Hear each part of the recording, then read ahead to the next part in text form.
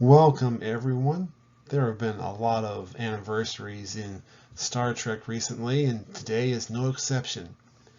In particular, we are celebrating the 30th anniversary of Star Trek VI: The Undiscovered Country on December 6th. And I thought it would be fun to go over some of the references in the movie. The movie is well known for all its Shakespearean quotes, including the name itself.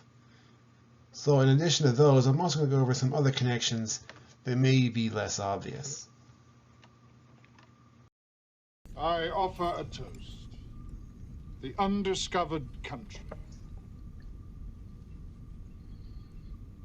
The future. The undiscovered country. Hamlet, Act 3, Scene 1.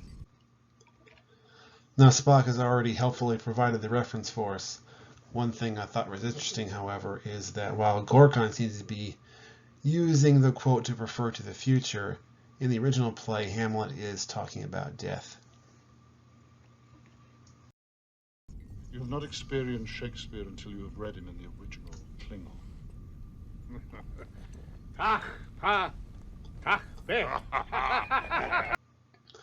And while the original Klingon is the best, General Chang is willing to translate to those who can't experience it that way. To be or not to be? That is the question which preoccupies our people, Captain Kirk. Now, just like Chancellor Gorkon's quote, this is also from Hamlet, Act 3, Scene 1. And as you may have guessed, we'll be coming back to this quote again later. If there is to be a brave new world, our generation is going to have the hardest time living in it. In this case, Gorkon is quoting from The Tempest, Act 5, Scene 1. And not to be outdone, General Chang has his own quotes to offer for the occasion. Parting is such sweet sorrow. Captain, have we not heard the chimes at midnight? In this case, we've got two for the price of one. Parting is such sweet sorrow comes from Romeo and Juliet, Act 2, Scene 2. While we have heard the chimes at midnight is from Henry IV, Part 2, Act 3, Scene 2. Nosh, wa dach, bach, ta, dach, wa nosh. That Enterprise fired on Kronos 1. Now, an interesting connection here, not anything to do with Shakespeare this time, but is the Klingon translator providing the English here. He's played by the same actor who portrayed Captain Claw in Star Trek V, leading fans to speculate if he's the same character, even though there is no on-screen confirmation of this. What would your favorite author say, Captain? Let us sit upon the ground and tell sad stories of the death of kings. Tell us your sad story, Kirk. And of course, there was no way General Chang could get through an entire trial without at least one Shakespearean reference.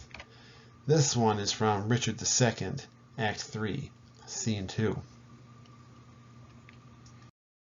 Captain Kirk once held the rank of admiral, and that Admiral Kirk was broken for taking matters into his own hands in defiance of regulations of the law. Do you deny being demoted for these charges? Don't wait for the translation! Answer me now! In this case, instead of channeling Shakespeare, General Chang is behaving in a similar way to the U.S. Ambassador to the United States, Adlai Stevenson, who said the following in an address to his Soviet counterpart during the Cuban Missile Crisis. Yes or no? Don't wait for the translation, yes or no?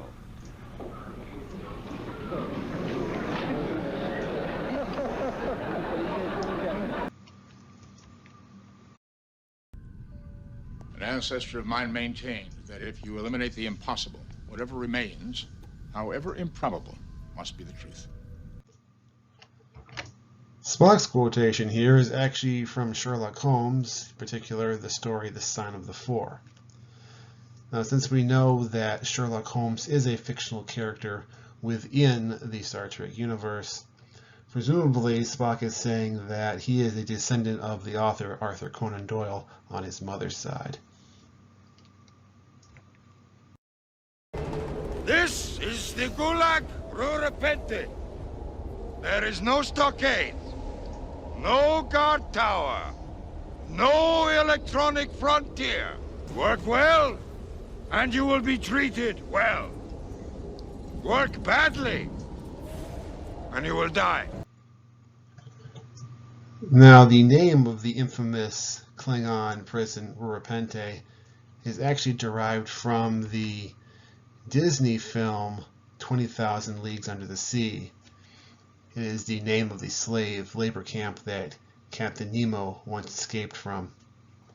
Furthermore, the warden's speech here is inspired by a similar talk given by the Japanese officer to British prisoners in the movie The Bridge on the River Kwai. If you work hard, you will be treated well. But if you do not work hard, you will be punished. There is no barbed wire, no stockade, no watchtower. They are not necessary. Give a girl a chance, Captain. It takes a lot of effort. I thought I would assume a pleasing shape. Now, I have to admit, before I started my research, I had no idea of the connection in this scene. But as it turns out, the devil hath power to assume a pleasing shape is another reference to Hamlet from Act 2, Scene 2. Once more unto the breach, dear friends. Tach pa, tach beck. Now, as the battle over Kittimer begins, in addition to providing another quote in the original Klingon of "to be or not to be," General Chang also provides a quote from Henry V, Act 3, Scene 1. Tickle us, do we not laugh? Prick us, do we not bleed? Wrong us, shall we not revenge? This time Chang is paraphrasing a little bit, but he still got it pretty close to The Merchant of Venice, Act 3, Scene 1.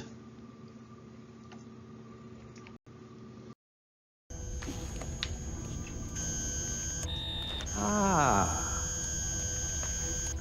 The game's afoot, huh?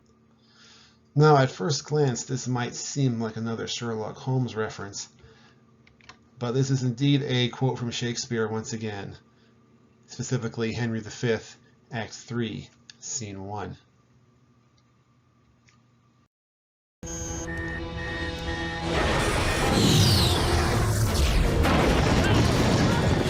Excelsior's been hit. Our revels now are ended, Kirk.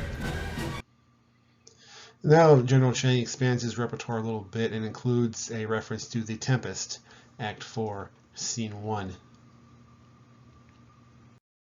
Cry havoc! And let's slip the dogs of war. Bones. Now, I have to admit, spinning in your chair is the best way to shout a Shakespeare quote. In this case, being from Julius Caesar, Act 3, Scene 1. I am constant as the northern star. I'd give real money if he'd shut up. This is another reference to Julius Caesar, once again Act 3, Scene 1, and both Caesar and Chang are about to meet their unfortunate demise.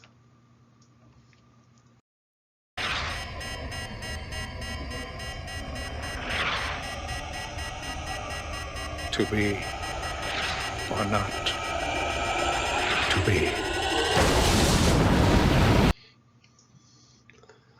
Well, I guess General Chang finally has the answer to the question. Course heading, Captain.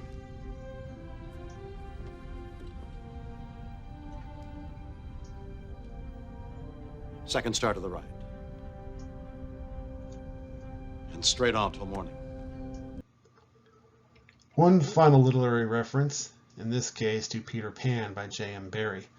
As you notice here, the original quote from the book is slightly different, and the line that Kirk is quoting is actually more closely based on the Disney movie version.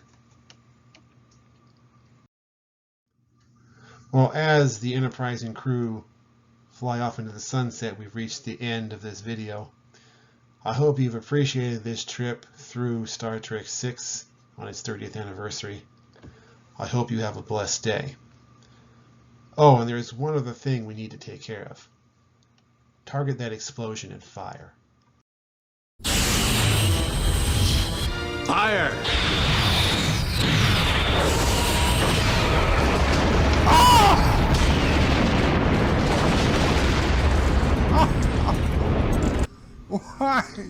Why? Why do you hate me?